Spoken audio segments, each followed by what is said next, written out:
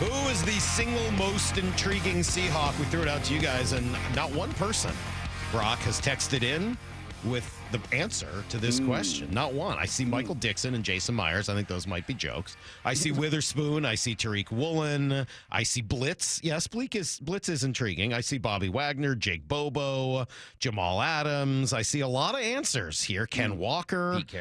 Pete Carroll. But I don't see a single answer that gets us to number one. Dre'mont Jones, now Dre Jones, is the single most intriguing Seahawk heading into this year for a number of reasons. First of all, this is the biggest free agent contract Pete and John have ever given out. That's a pretty low bar because they've not delved too deeply into free agency. Because they too like to pivot and be flexible and nimble. Especially the top tier of free agency. But they made an exception for Dre'mont Jones. He was a first-day guy, not something that you normally see from the Seahawks. First wave of free agency, they went out, they identified him, and they said, we need to bring this guy in to help our defensive line. By the way, that comes after Pete Carroll said at the end of last year, can't do that again. Can't be pushed back the way we were. We can't allow other teams to run on us the way teams did last year. Well, what did they do to try to change it? The very first and biggest thing they did was go get Dre'mont Jones. Now, he plays a premier position. He does it in maybe a different way from what you might think and what the team needed. He's more of a penetrator than he is a two-gap stand there and dominate with his size.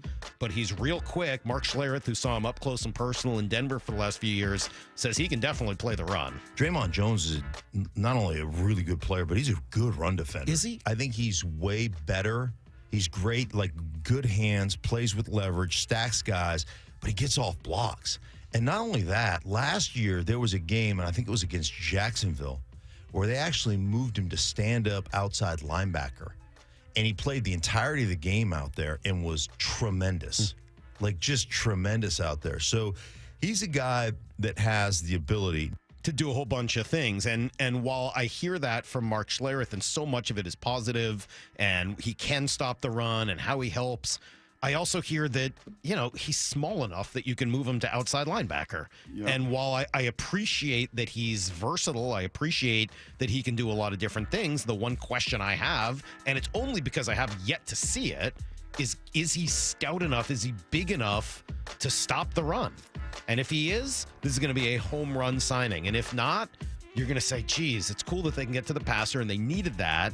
But if you're constantly giving up 4, 5, 6, 7 yards per carry, it's not going to matter much. Yep. Yeah, there's a couple zingers over the last month as we've chatted with so many players. And thank you to NASA and Dave and the Seahawks whole PR staff to get so many of their voices on our station, on our show with Bump and Stays, Bob and Dave. Man, we've talked to just about everybody. But when Dre was asked that, and we asked him, you know, can you and will this group? And what did he say? 3 yards or less, man. It's 3 yards or less. It's pretty simple.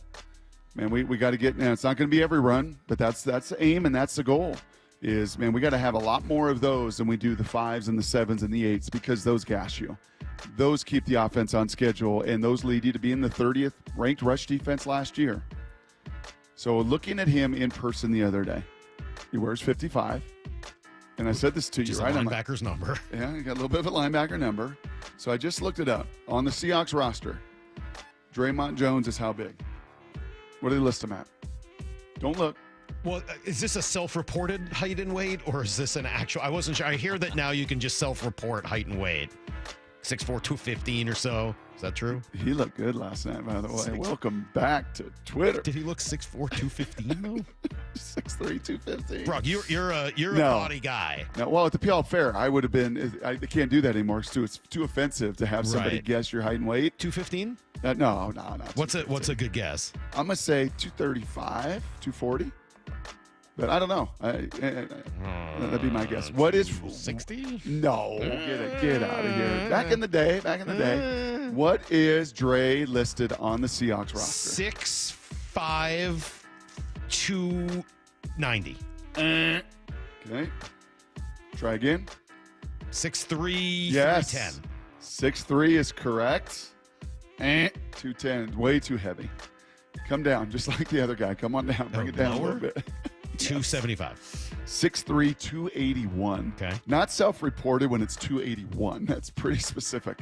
Like Dane Looker, 159 his senior you're year. trying to fool people. So mad at my dad. Can't you just give me 160, Coach Eward? No, I can't, Dane. You're 159. Do you know the difference between 160 and 159 perception? Come on, Coach. No, Dane, I'm sorry. You want to put the 2.5 pounds in your shorts and come back? So what's your Some of point? the guys cheated. 6'3", 281. Frank Clark with the Denver Broncos, 6'3", 272. When I looked at him, I thought, gosh, he looks a lot like Frank Clark. A little bit bigger, carries a little bit more mass, but there is a lot of Frank Clark. Could Frank Clark have slid in and played inside? Could have, but was more disruptive outside. Is the greatest football player on planet Earth right now, though, 280 pounds, playing inside? He is. He's Aaron Donald. And how does he do it? By being unbelievably disruptive. Good. So, Well, good news for them because Clint Hurt says that's exactly what he's been doing in practice. Playmaking in the backfield, pass rush. That's the stuff that's shown since we started practice. He's been living in the backfield. So counting on that to continue. He's been living in the backfield. yep. Is that what he's going to do for this team? Is that what Yes. they want him to do? Yes. Yeah, you want to see him if he's going to play 40 snaps a game, right? If that would be 60, 65% ideally, right? 40, 45 snaps a game. You want to see 55 flashing in the backfield 10 times. And he may not get any tackles. But he may get one tackle for loss or two, but you want him disrupting the rhythm of that run game, which never happened. Right? I think the simplest analogy and the easiest to understand is if you go out to Damon's Point at Ocean Shores, there's a Damon's Point. That's where we joke about that. That's where Grandma Peg has my Oma's ashes out there at Damon's Point because she loves Damon more than the rest of us. That's fine.